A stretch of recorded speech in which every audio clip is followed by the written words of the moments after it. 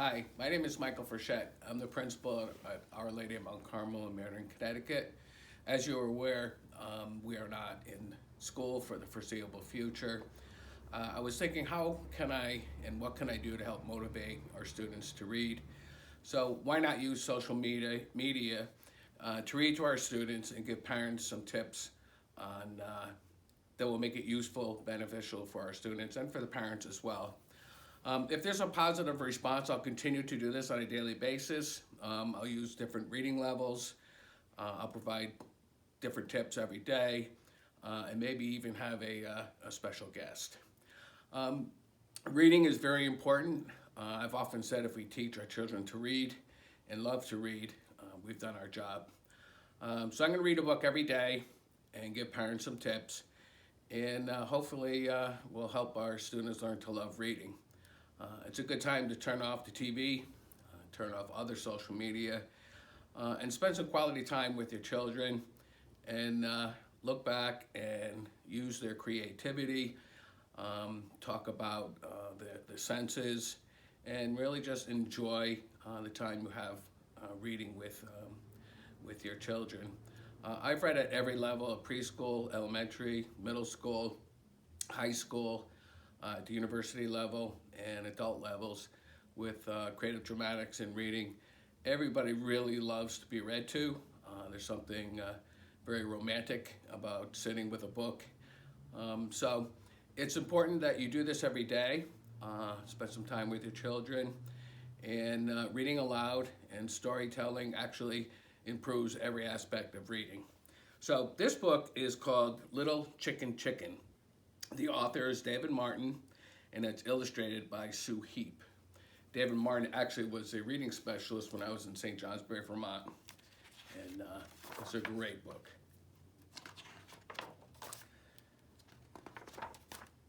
Little Chicken Chicken and Baby Chick were scratching in the garden with the other chickens.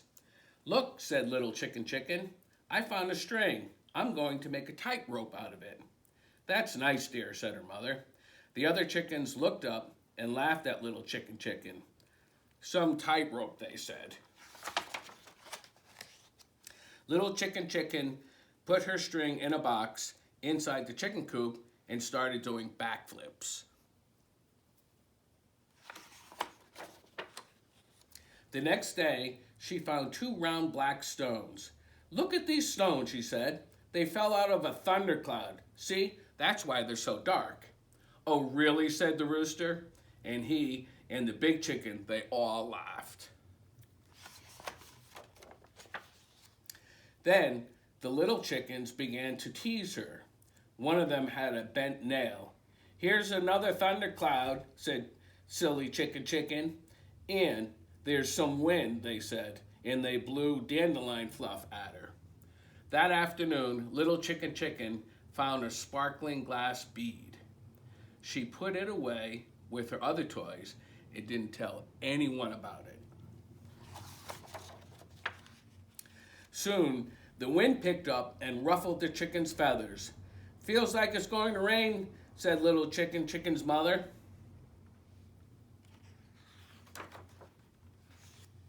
Lightning flashed and thunder shook the ground. It began to rain very hard.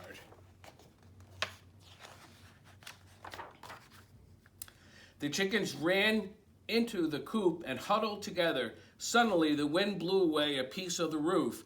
"Ah!" screamed the little chickens, and they began to cry. "Help!" screamed the big chickens, and they began to shake. "Ah!" said Little Chicken Chicken. "My toys are getting soaked." She flew down to save them and then began to play. She strung up her string, hopped onto it, and balanced on one foot. "Look," someone whispered. "Look at Little Chicken Chicken." And as lightning lit up the coop, she did a backflip off the string and a cartwheel across the floor.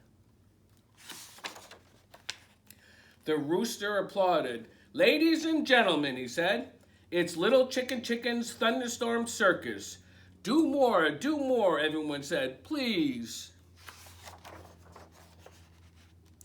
So Little Chicken Chicken jumped back up on the string. She held up her two black stones and said, "My friends, these stones are from the heart of the thundercloud." And then, with a wave of her wing, she made the sparkling glass bead appear. "And this is a piece of lightning. I grabbed it as it flashed across the sky. These things are so magical, they will fly in the air before your very eyes." And she tossed them up and began to juggle. Everyone cheered. Soon all the chickens were doing backflips and trying to juggle and falling off the string. "Was that true? Did that bead really come from lightning?" Baby Chick asked her mother. "I don't know," asked Little Chicken Chicken.